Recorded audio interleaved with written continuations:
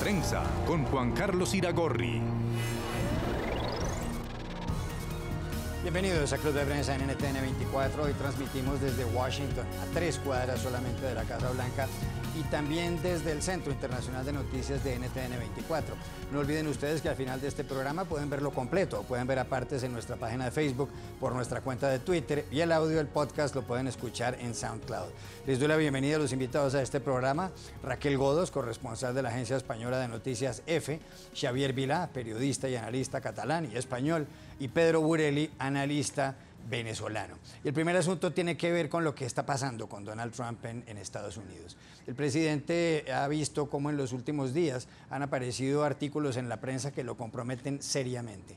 El diario The Washington Post hace 48 horas contó, o hace un poco más, contó que el presidente, en una reunión en la oficina oval de la Casa Blanca con el ministro de Exteriores ruso, Sergei Lavrov, y con el embajador ruso en Washington, Sergei Kislyak, compartió alguna información confidencial, alguna información clasificada. Como consecuencia de esto ha habido una gran polémica en Estados Unidos.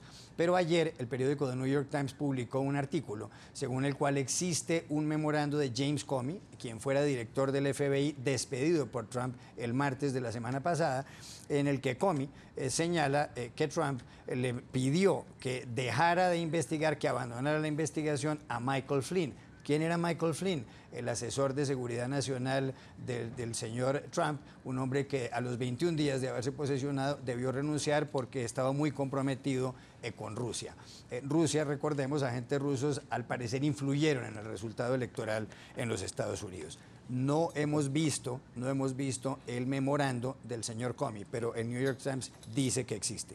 Aquí la pregunta es si Donald Trump ha obstruido la justicia, ha incurrido en una obstrucción de justicia.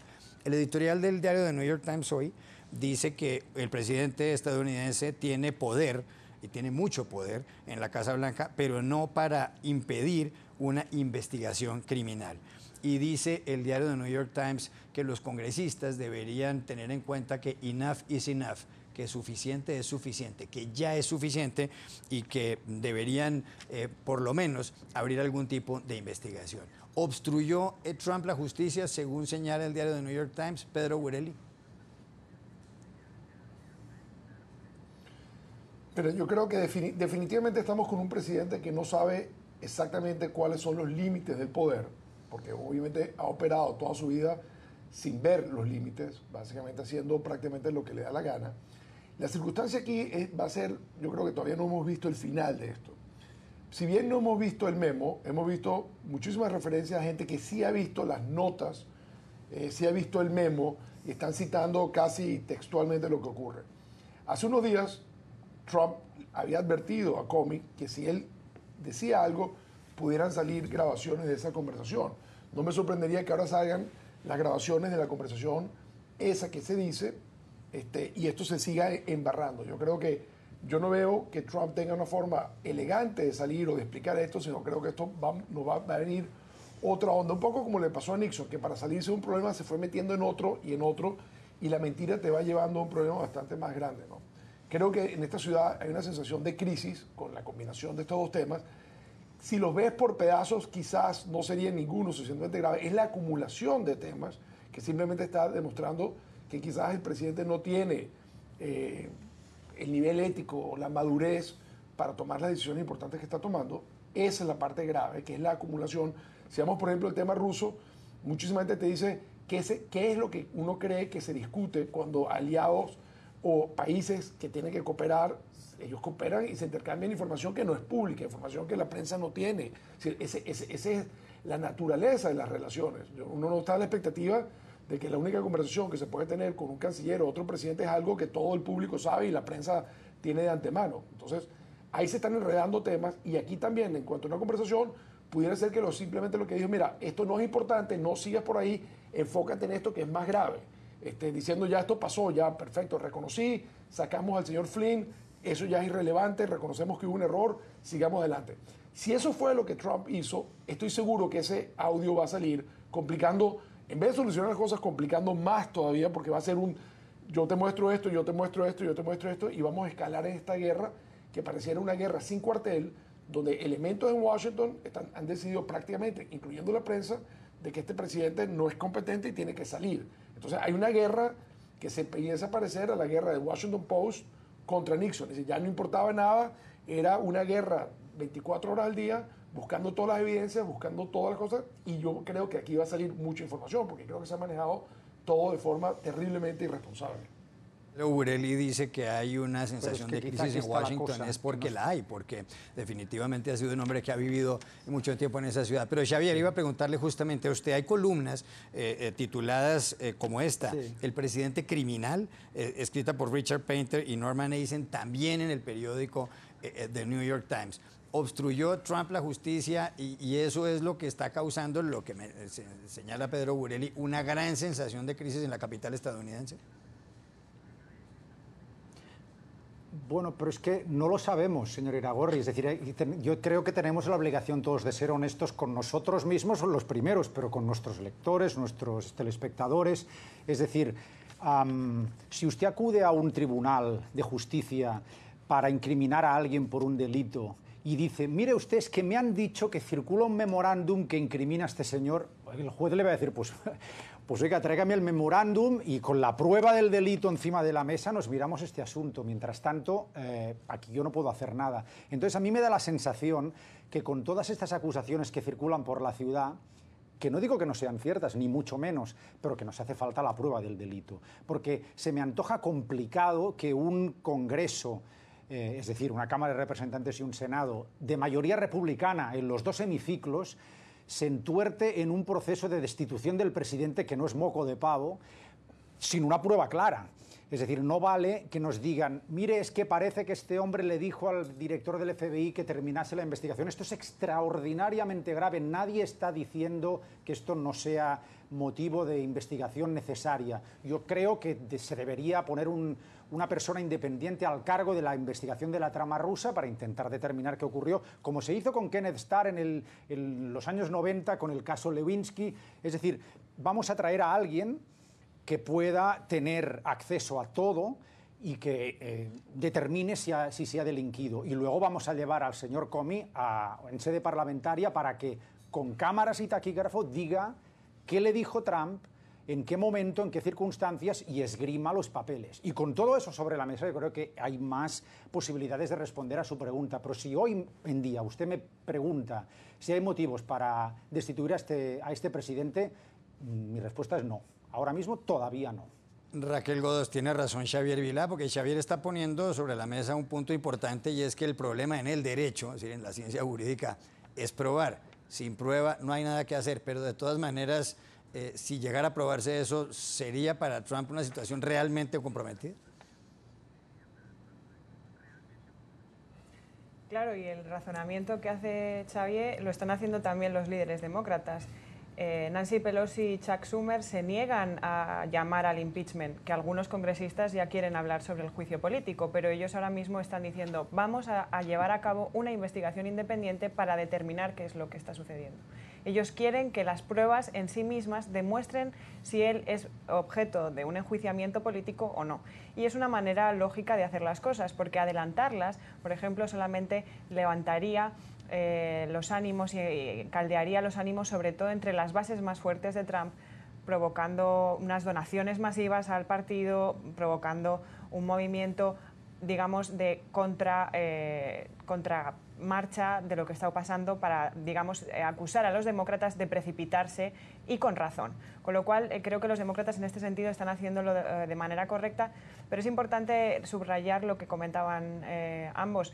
Por un lado, Trump es una persona que está acostumbrada a hacer lo que quiere y que además no mide sus palabras, con lo cual lo que haya en esas cintas y en esos memorandos es fundamental, porque en esas palabras probablemente irracionales de Trump y probablemente descuidadas, en ese contenido, en esas palabras, ahí están las pruebas de un supuesto impeachment o no. Lo que ha pasado en las últimas horas, que creo que es lo más importante en el último momento, es que por parte de un republicano bastante poco, digamos, sospechoso de estar lejano a Trump, como Jason Chaffetz, que es el presidente del Comité de Supervisión, ha solicitado por vía legal que se le facilite al Congreso esos documentos. Ahí es cuando los republicanos ya no pueden evitar hacer lo que tienen que hacer, dar un paso hacia adelante y decir, bueno, si esto es así, no podemos hacer nada más, denme los documentos para ver si esto es cierto. Y a partir de ese momento es, como dice Pedro, donde vamos a saber si esto se embarra más, que probablemente sea así, dado que Trump tiene la lengua un poco descuidada. Precisamente iba a preguntarle por esto a Pedro Burelli. Es una carta que ha enviado en las últimas horas. El día de ayer, el señor Jason Chaffetz, que es el presidente del Comité de Supervisión de la Cámara de Representantes, se la dirige a Andrew McCabe, que es el director en funciones del FBI. Y dice el señor Chaffetz que él ha leído el artículo del periódico The New York Times, en donde se da cuenta de un memorando, que no hemos visto, como bien dice Xavier Vilá, según el cual, y es la versión de James Comey, el director despedido del FBI, Trump le dijo en un momento dado, con respecto a la investigación a Michael Flynn, le dijo, yo espero que usted deje pasar esto. I hope you can let this go. Y en esta carta señala también el señor Chaffetz, y repito, es el presidente de un comité de la Cámara de Representantes, si es verdad lo que dice esos memorandos, y está pidiéndoles todos los documentos Chaffetz a los señores del FBI, esto podría raise questions, es decir, suscitar una serie de inquietudes o hacer surgir una serie de preguntas sobre si el presidente realmente intentó influir o impedir la investigación con respecto al general Michael Flynn. Además, ha dado el señor Chaffetz un plazo hasta el 24 de mayo para que el FBI le entregue esos documentos. ¿Cómo califica usted, Pedro Burelli, esta carta? Bueno, yo creo que en el sentido de lo que los tres hemos estado hablando, o sea, estamos al principio de un problema. Obviamente, de esto no nos vamos a salir con menos información, sino con más información. ¿De dónde fluye la información? Obviamente una parte de la FBI, pero estoy seguro que Trump no se va a quedar tranquilo. Esa amenaza que él hizo por Twitter hace 3 días o 4 días, si usted habla, señor Comey, pudiera haber grabaciones de nuestras conversaciones, eso va a ocurrir. Ahora, estamos en una situación casi de nuevo como Nixon. Ahora están las grabaciones de la Casa Blanca, si existen, no existen, si existen en forma completa, si se borraron unos minutos. Es decir, estamos llegando a eso. Por eso creo yo que esto se embarró. Y se embarró por lo que Raquel también reconoce, que es un poco la naturaleza de Trump. Independientemente de que se ha rodeado en el gabinete de gente de muchísimo nivel, creo que su instinto natural es de muy bajo nivel. Y al ser de bajo nivel, yo creo que esas decisiones impetuosas de hacer cosas por su cuenta todavía no la han controlado. Ahora, ¿aprenderá Trump? Es la primera pregunta. ¿Tendrá tiempo para aprender? Pues, o sea, hay otra posibilidad que simplemente esto ya se va a agotar, porque teniendo oportunidad a lo largo de todo este periodo que se ha ido preparando para ser candidato, después para ganar unas elecciones, después para ser presidente y ahora siendo presidente, parece no haber minimizado ese instinto. Es obvio que no está rodeado de gente que le evita estos temas impulsivos, independientemente que tenga un buen secretario de Estado, un buen consejero de Seguridad Nacional, un buen secretario de Defensa. Es decir, hay gente alrededor de él buena, pero que creo que no tienen acceso a esta caja de bajos instintos que realmente define a Trump más que cualquier otra cosa. Ese es el problema. Entonces, pedirle una información al FBI, inmediatamente Chaffetz tendría que voltearse a la Casa Blanca y decir, me gustaría que la Casa Blanca me diera la información que ellos tienen, y como el presidente dijo o insinuó que hay grabaciones, por favor mándeme las cintas de esas grabaciones para poder completar el récord, porque solamente pedirle al FBI un pedazo de lo que son las notas, que es la opinión de Comey, de lo que él oyó, eso no necesariamente te dice nada. Es decir, Comey es una sola parte de una disputa en que obviamente hay dos lados, ¿no? ¿Comparte la tesis de Pedro Burelli y Xavier Vilá?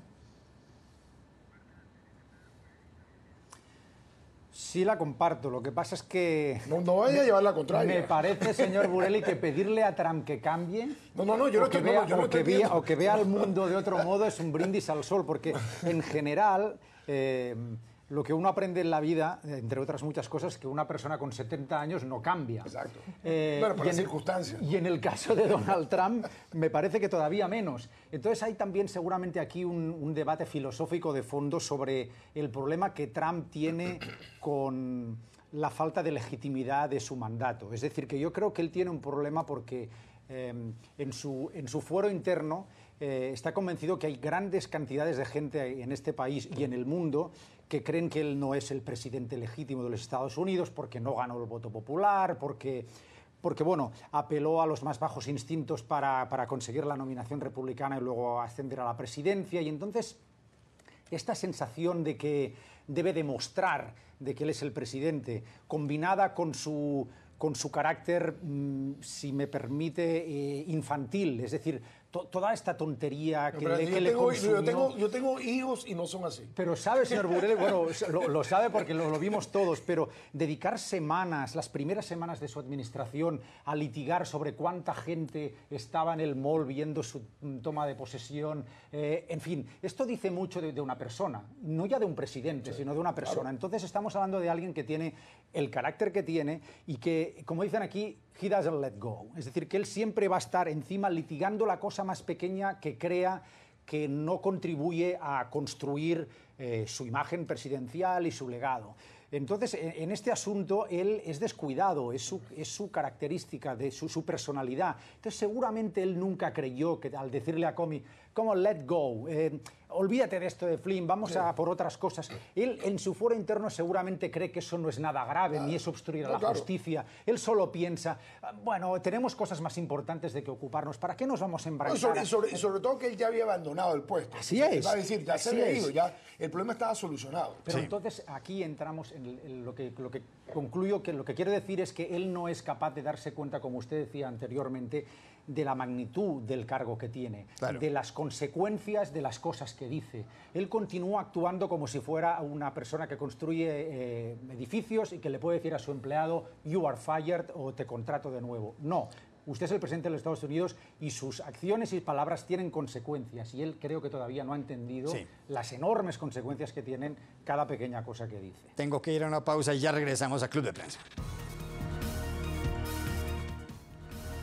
Volvemos a Club de Prensa en NTN 24, últimos 2 minutos. Pedro Burele, el presidente venezolano Nicolás Maduro, aprobó un nuevo decreto de estado de excepción y emergencia económica que fue publicado ayer en la Gaceta Oficial.